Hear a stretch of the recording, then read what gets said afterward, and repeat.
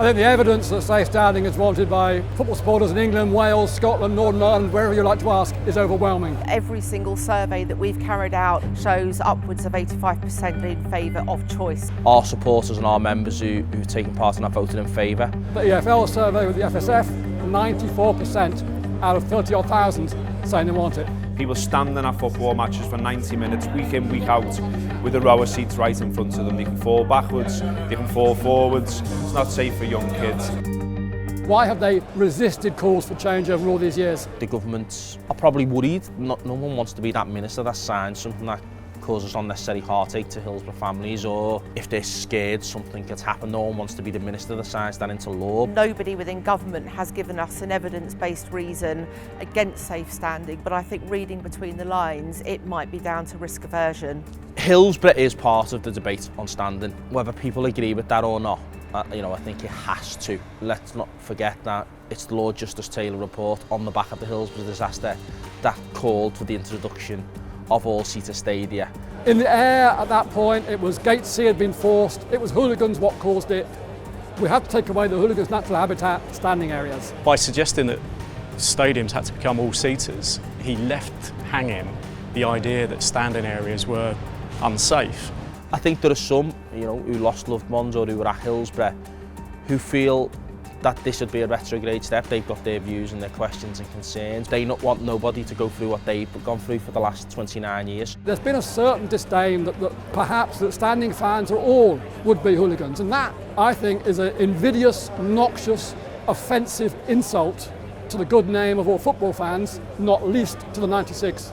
Now that we've got the truth about Hillsborough out there, through the 2012 Hillsborough panel report and the inquest verdict of 2016, these two landmark findings established that the fans were in no way to blame. People talk about safe standing as being just for those who want to stand, but equally it's about those who want to sit down because it provides separate accommodation within stadiums for both. If everyone stands up in the cop, which they so often do, I've got an older gentleman in front of me who has to stand up also. And 60, 70 minutes in, his legs are hurting and he wants to sit down, but of course if he sits down he can't see. I think everybody feels that football fans are discriminated against. We're the only sports spectators who are not allowed to have a choice of standing or sitting. If you go to rugby, you can choose, go to horse racing, you can choose, go to football in the lower leagues, you can choose.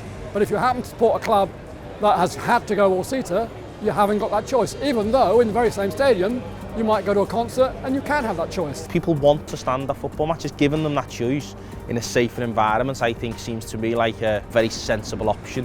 What we're saying now is rail seating sections, for instance, are safer than all-seater stadia. So time has moved on again.